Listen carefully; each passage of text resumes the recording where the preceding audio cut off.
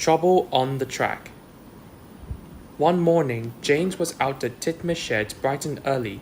The shed master came to see him. James, you are up early. I have an important job for you.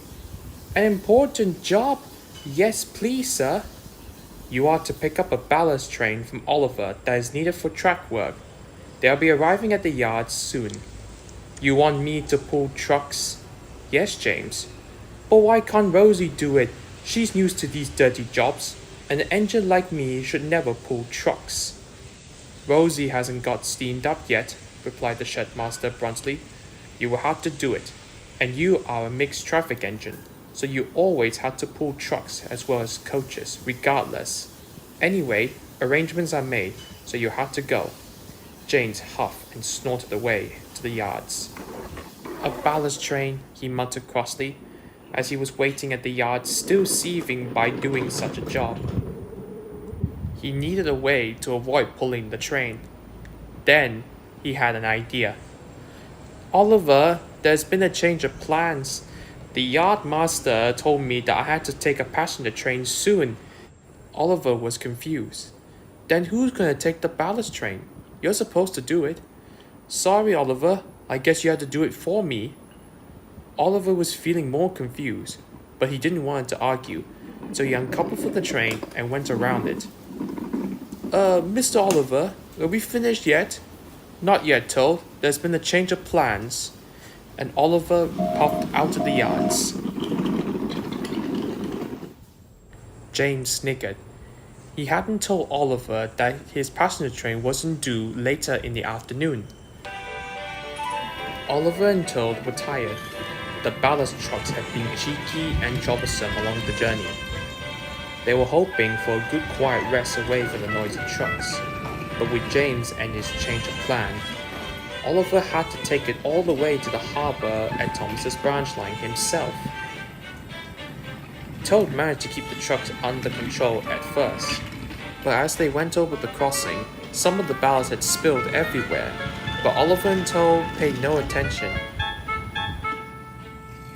Meanwhile, Algie was taking a patio tourist to the Little Western branch line for a visit. As he went over the crossing, there was a bang. "Oh no!" cried Algie. Then there was a hiss, and he stopped. "Why have we stopped?" asked the passengers. The driver got down and inspected the road. "There's ballast on the line. That's what popped the tires." "Ballast?" replied the passengers. "I better call for help," said the driver. But then... "Everyone, get clear!" he shouted. "James is coming!" Everyone cleared the line, but not Algie. James saw Algie up ahead, and he cried, "Brakes, driver, please!" His brakes screeched on, and James shut his eyes, waiting for the crash. When he opened his eyes, he stopped just a few inches from Algie. "What are you doing on the crossing, Algie?" "Well, there is ballast everywhere." "Well, that's not my fault. I wasn't pulling any ballast trucks today." "Yeah, because you make me pull your trucks," replied Oliver scoffingly, who had arrived on the opposite track with the empty ballast trucks. The empty trucks overheard James and Oliver's arguing. "Well, it's not our fault. We didn't spill the ballast. It was Oliver." "Well, Toad and I were trying to keep you under control. You're just being cheeky and troublesome to me." "All right, everyone, calm down," replied a voice. It was the Fat Controller, who was on board James's train. "Now we can keep up with the blame game thing, but that's not going to help clean up the mess. However, James, I will speak to you once we reach the next station." "Yes, sir," replied James sadly.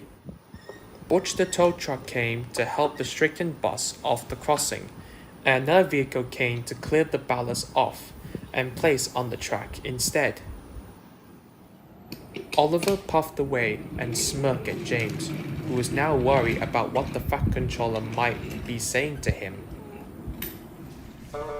"James, you should have done the job that you were assigned to do. I know you don't like trucks, but that doesn't mean that you can't get an excuse of not pulling them. I'm sorry, sir.